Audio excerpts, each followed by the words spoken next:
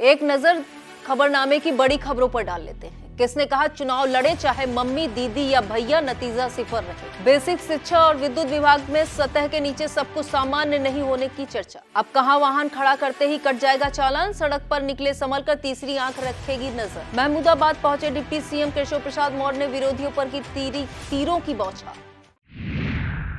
खबरनामा के प्रायोजक हैं Mother's Pride Public School, Tidwa Chulaula, Lakhimpur road, Sitapur. GD Goenka public school, निकट Khairabad toll plaza, Sitapur.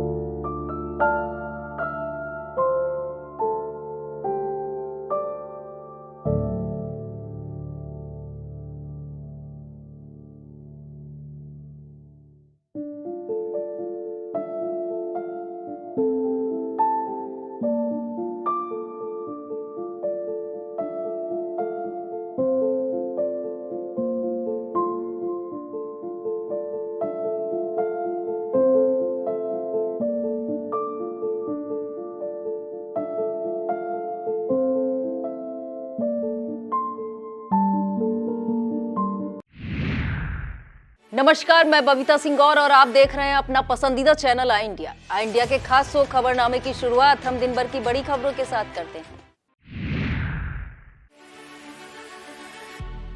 Court से सजा के बाद राहुल गांधी की लोकसभा सदस्यता भी गई। लंबे समय बाद पुराने अंदाज में दिखे सीएम योगी आदित्यनाथ, पीएम मोदी के सामने राहुल गांधी पर जमकर बरसे। काशी को अब तक मिली 51,000 करोड़ की विकास परियोजना। केशव प्रसाद मौर्य ने कहा मम्मी दीदी या भैया कोई भी चुनाव लड़े कांग्रेस का खाता नहीं खुलेगा।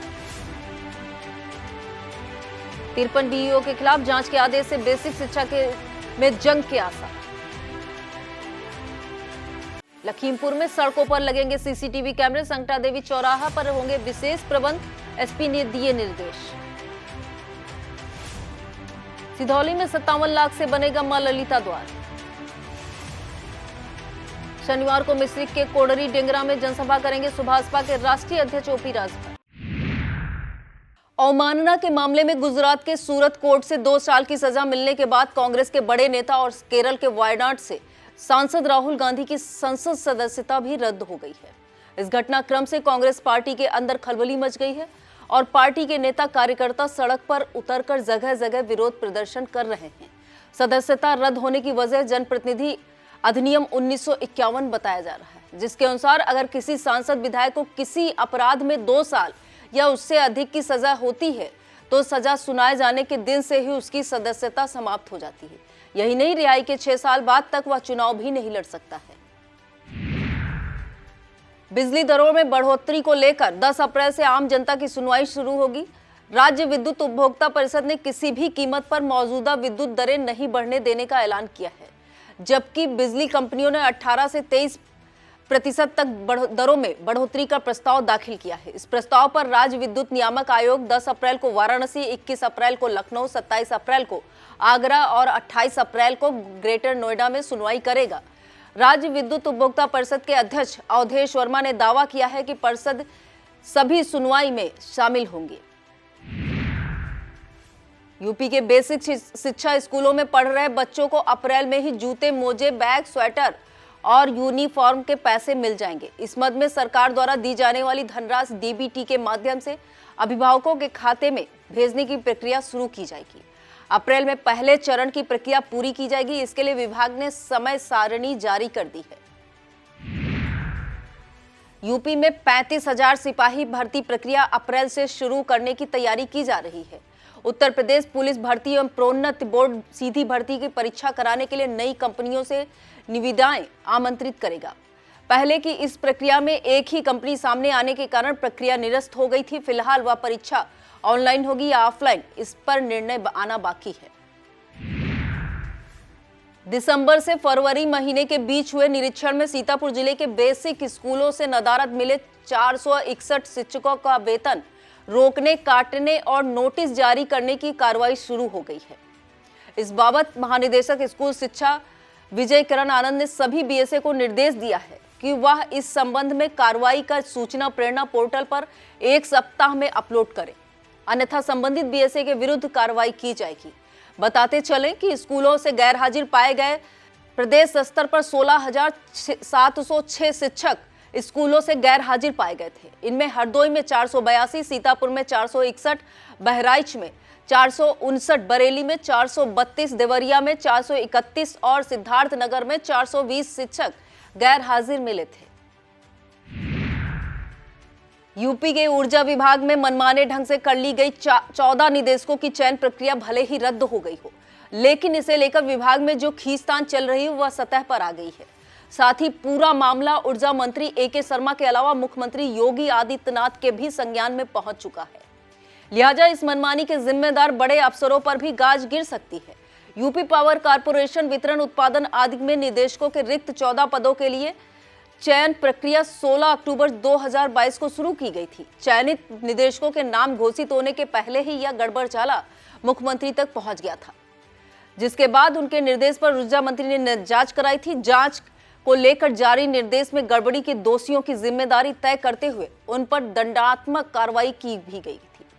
बताते चले कि रिपोर्ट में कई अफसरों के नाम इस गड़बड़ी में शामिल बताए गए हैं। ऐसे में उनके खिलाफ कार्रवाई होना लगभग तय है। इस प्रकरण में एक और पहलू है कि सूत्रों के मुताबिक ऊर्जा विभाग में पहले से चली आ रही आपसी खींचतान दिनों दिन बढ़ती जा रही है। शासन स्तर से तैनात अफसरों और कारपोरेशन के अफसरों में कोल्ड वार लगातार बढ़ रहा है।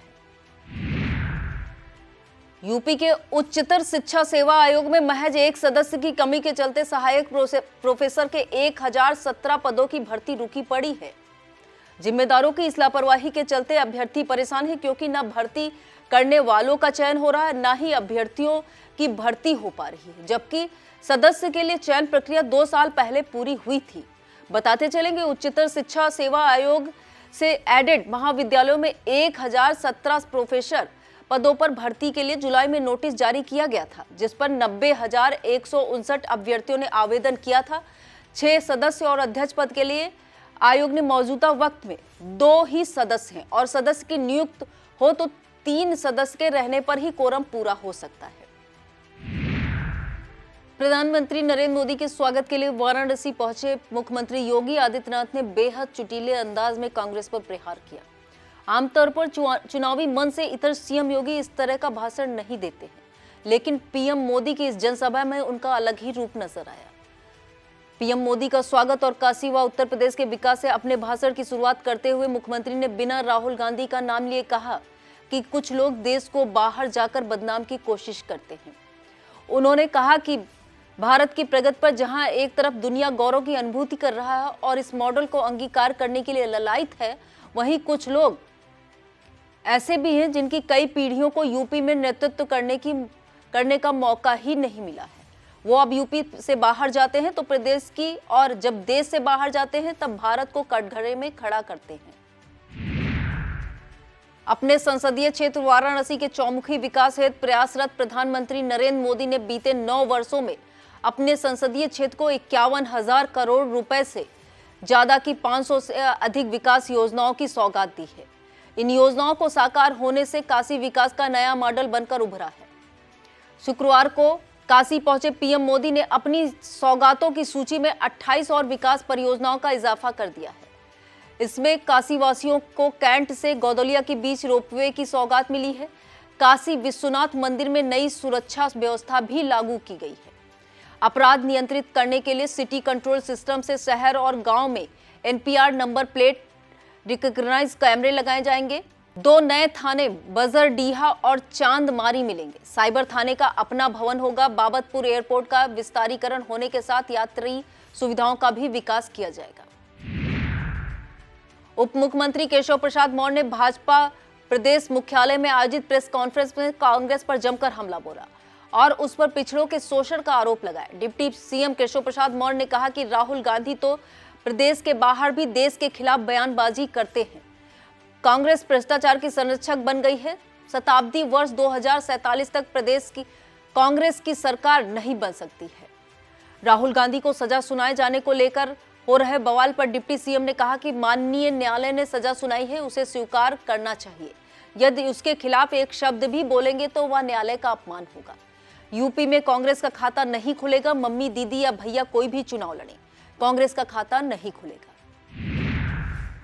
महानिदेशालय बेसिक शिक्षा खंड शिक्षा अधिकारियों के बीच सीधी जंग शुरू होती दिखाई दे रही है। विभाग की ओर से प्रदेश के 53 बीईओ के विभागीय कामों व शिकायतों आदि की जांच के आदेश दिए गए हैं। इसके लिए डायट प्राचार्यों व अन्य अधिकारियों के नेतृत्व में 33 टीमें गठित की गई हैं। इनमें 1 सप्ताह में जांच रिपोर्ट संस्तुति के साथ मांगी गई है। विभाग में इस समय निपुण लक्ष्यों की प्राप्ति, विद्यालयों में मूलभूत अवस्थापना सुविधाओं से जुड़े काम हो रहे हैं। बीईओ पर इन कामों को सुचारू रूप से कराए जाने की जिम्मेदारी है।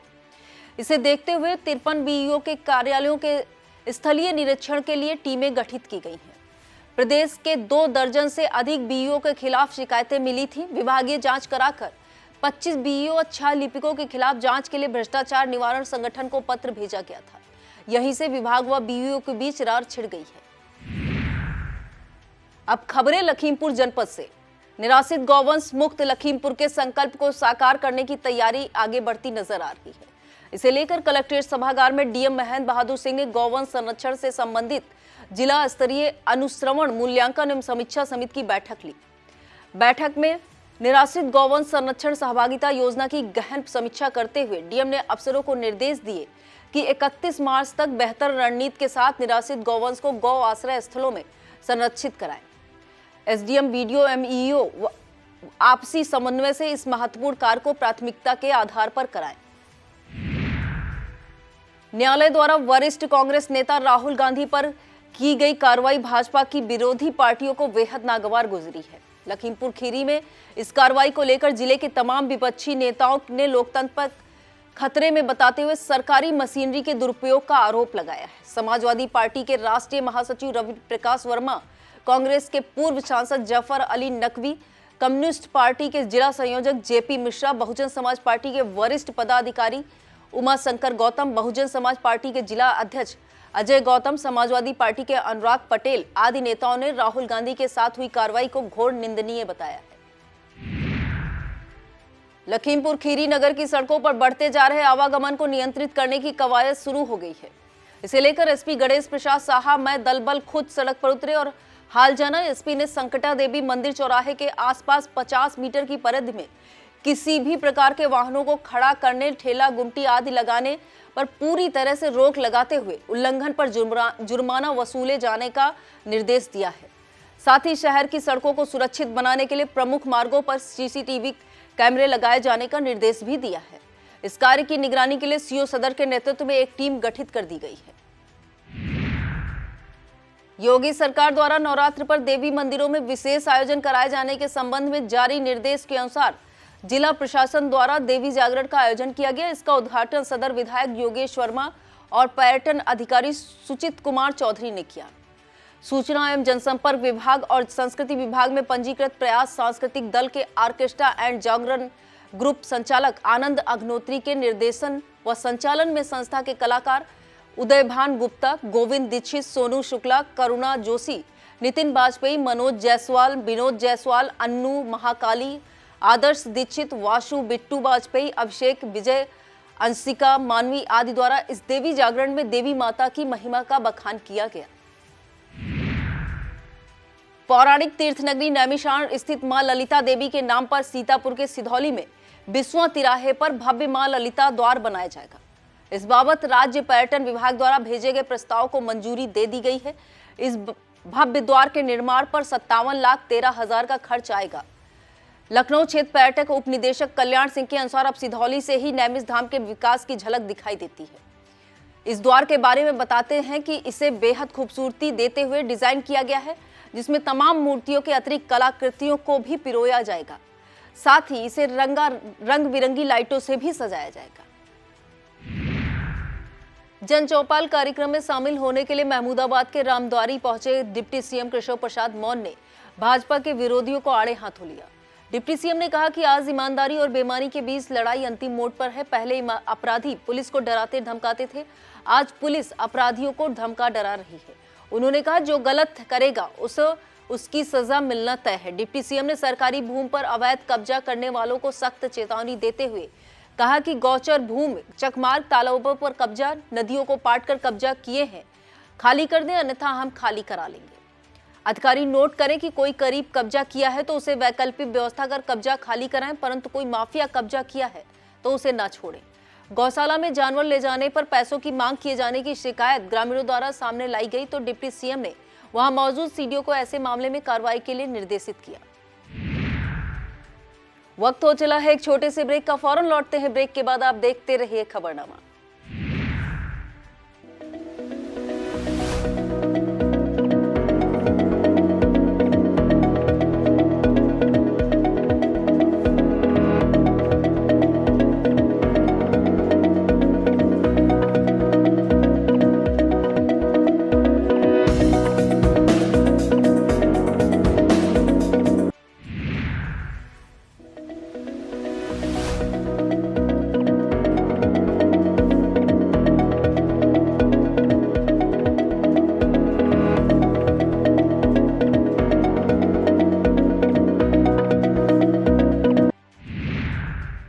जन चौपाल कार्यक्रम में पहुंचे डिप्टी सीएम केशव प्रसाद मौर्य का स्वागत करते हुए स्थानीय विधायिका आशा मौर्य ने डिप्टी सीएम केशव प्रसाद मौर्य के सामने नगर में एक सुंदर पार्क और तालाब स्थापित कराए जाने और नूरपुर पुल को चौड़ा कराए जाने की मांग रखी है।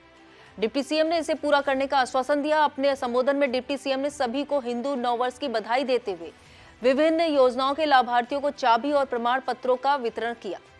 मंच पर पहुंचने पर डिप्टी सीएम का स्वागत गांव के प्रधान सत्येंद्र मौर्य रिंकू ने माल्यार्पण करके किया। इस दौरान एमएलसी पवन सिंह चौहान, बिस्वा विधायक निर्मल वर्मा, सिधौली विधायक मनीष रावत, कुर्सी विधायक साकेंद्र प्रताप वर्मा, जिला पंचायत अध्यक्ष श्रद्धा सागर गुप्ता, संकटा देवी मंदिर समिति के अध्यक्ष RK वाजपेयी, भाजपा नेता शिवकुमार गुप्ता, अमरीश गुप्ता आदि मंच पर स्मृति चिन्ह देकर स्वागत किया। विधायक आशा मौर्य, भाजपा जिला अध्यक्ष अचिन मल्होत्रा, जिला प्रभारी त्र्यंबक त्रिपाठी, सीडीओ अक्षत वर्मा, ASP NP सिंह ने बुके देकर स्वागत किया। कार्यक्रम का संचालन सहायक अध्यापिका साधना दीक्षित ने किया। गार्ड ऑफ ऑनर लेने के बाद डिप्टी सीएम ने मां लोंगिया देवी और संकटा देवी मंदिर में पूजन और परिसर में वृक्षारोपण किया। उन्होंने यहां पर प्रदर्शनी में मौजूद महिलाओं से बात करते हुए नवजात बच्चों का अन्नप्राशन कराया। जिला विकास समन्वय निगरानी समिति दिशा की बैठक शनिवार को आयोजित की जाएगी। विकास भवन सभागार में होने वाली इस बैठक की अध्यक्षता सीतापुर सांसद राजेश वर्मा करेंगे। बैठक 1 बजे से प्रारंभ होगी, जिसमें सभी विभाग के अधिकारी शामिल रहेंगे।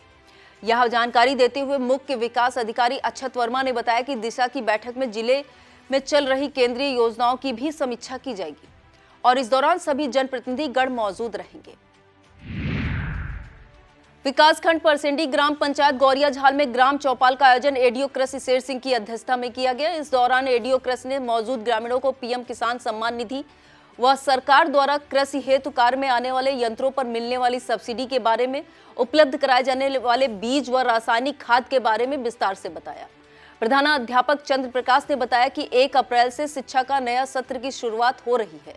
इस बार सरकार ने बच्चों को ड्रेस में मिलने वाले शुल्क में बढ़ोतरी की है। साथ ही बच्चों को पुस्तकों के साथ साथ सरकार इस बार कॉपी भी उपलब्ध कराएगी। पीएम किसान सम्मान निधि संबंधित 8 शिकायतें आई हैं, जिनको लेखपाल शैलेंद्र गुप्ता ने जल्द ही निस्तारित करने की बात कही है।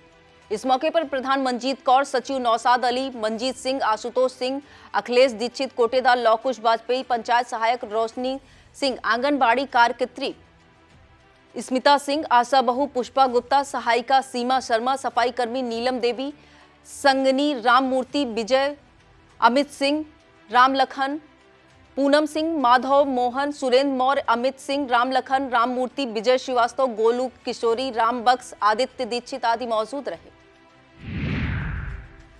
सीतापुर आयुर्वेद चिकित्सा के क्षेत्र में कार्य कर रही डॉक्टर नैनिका पांडे ने अपने चिकित्सालय में शिविर का आयोजन किया। शिविर में 250 से अधिक नागरिकों के स्वास्थ्य की जांच की गई। इस अवसर पर भाजपा जिला अध्यक्ष Achin Malhotra, doctor JP Pandey, doctor Shanti Swaroop Rastogi, doctor Vikas Jain, Akash Rai, Sudhanshu Mishra, Ashok Prajapati, Laxmikant Vajpayee, Vijay Kumar Shukla, Shiv Balak Trivedi, Sanjay Pandey, Sachin Tripathi, Ambarish Dixit, Kamlesh Malhotra, Sanjay Verma, Prem Prakash Srivastava, Babita Gupta आदि मौजूद रहे।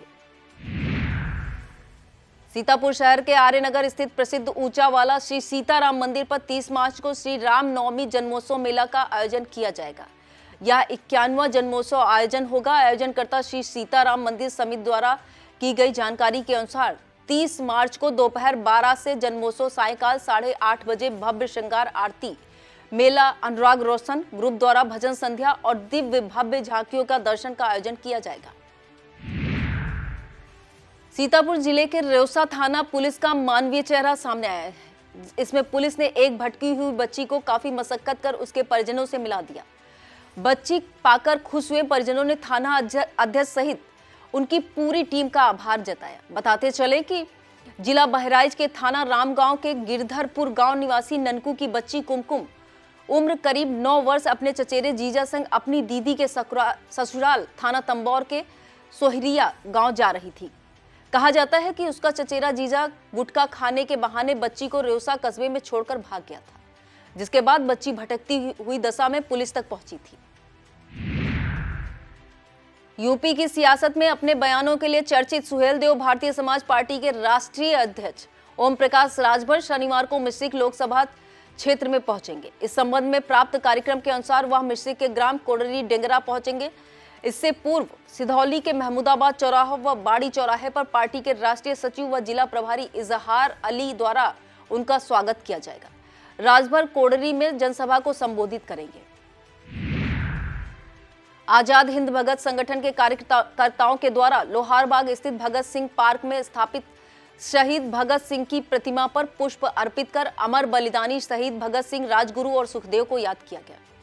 इस दौरान सत्यम हिंदू, अनुराग हिंदू, सूरज हिंदू, आकाश हिंदू, प्रशांत हिंदू, ऋषभ हिंदू, वरुण हिंदू, आकाश हिंदू, आनंद हिंदू, मनीष हिंदू, प्रतीक हिंदू, सिद्धार्थ हिंदू, आयुष हिंदू, सूरज हिंदू, सौरभ हिंदू, आजाद हिंदू, भारत हिंदू, सदाशिव हिंदू आदि मौजूद रहे।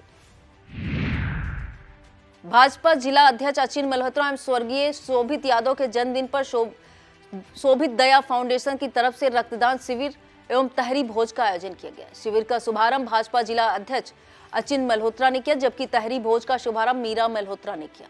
कार्यक्रम में शोभित दया फाउंडेशन के जिला अध्यक्ष अजय मिश्रा, दया वैभव मिश्रा, विजय सेठ, रजत त्रिपाठी, प्रांजल तिवारी, अमन मिश्रा, अंकुर पांडे, करण जायसवाल, प्रशांत सिंह, एकांश गुप्ता, जोवन प्रीत सिंह, रोहित मिश्रा, विदित अमित सिंह, कुलदीप पांडे, विवेक बंसल, रविकांत शुक्ला, मन्नू रस्तोगी, अभिषेक गुप्ता, राजन गुप्ता, शशांक सिंह, सोनू सिंह, राज बघेल आदि शामिल रहे।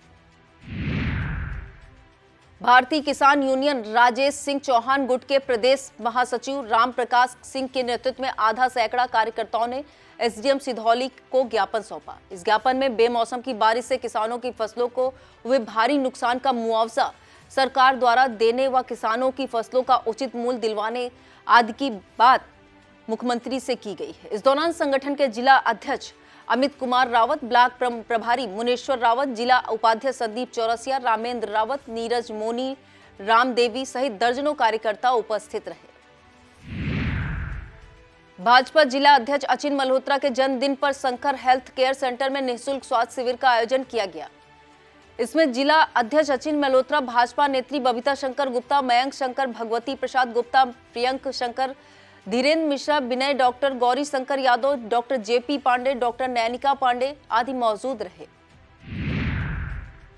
सीतापुर के मेजर ध्यानचंद स्टेडियम में दिव्यांगजन सशक्तिकरण विभाग द्वारा आयोजित कार्यक्रम में पहुंचे विभाग के राज्य मंत्री नरेंद्र कश्यप ने उपकरण वितरित कर दिव्यांगजनों का हौसला बढ़ाया है। जिला दिव्यांगजन सशक्तिकरण अधिकारी रविशंकर गिरी द्वारा आयोजित इस कार्यक्रम में 188 दिव्यांगजनों को उनकी जरूरत के मुताबिक उपकरण वितरित किए गए हैं। इनमें से 80 को मोटराइज्ड ट्राईसाइकिल, 78 को ट्राईसाइकिल, 20 को बैसाखी, 5 को व्हीलचेयर व 5 दिव्यांगजनों को श्रवण यंत्र प्रदान किए गए हैं। इस कार्यक्रम में कारागार राज्य मंत्री सुरेश राही, नगर विकास राज्य मंत्री राकेश राठौर गुरु, मिश्रिक विधायक रामकृष्ण भार्गव, उप निदेशक दिव्यांगजन सशक्तिकरण विभाग मोनिका लाल, भाजपा पिछड़ा वर्ग मोर्चा जिला अध्यक्ष रामजीवन जायसवाल, भाजपा महिला मोर्चा जिला अध्यक्ष कंचन प्रभा पांडे, जिला मंत्री भाजपा पिछड़ा वर्ग मोर्चा वेद प्रकाश जायसवाल, शानू महेंद्र कुमार बंगाली, अशोक राठौर, रिंकू रस्तोगी, राम सेवक यादव, अजय जायसवाल, रामनिवास विश्वकर्मा सहित अन्य लोग मौजूद रहे। बेटी बचाओ बेटी पढ़ाओ योजना के अंतर्गत राजकीय इंटर कॉलेज सीतापुर में बालिकाओं की खेल प्रतियोगिता का आयोजन किया गया। मुख्य अतिथि पूनम मिश्रा, राज्य संयोजिका बेटी बचाओ बेटी पढ़ाओ एवं मुख्य विकास अधिकारी अक्षत वर्मा ने इसका शुभारंभ किया। संचालन जिला प्रोबेशन अधिकारी प्रिया पटेल द्वारा किया गया।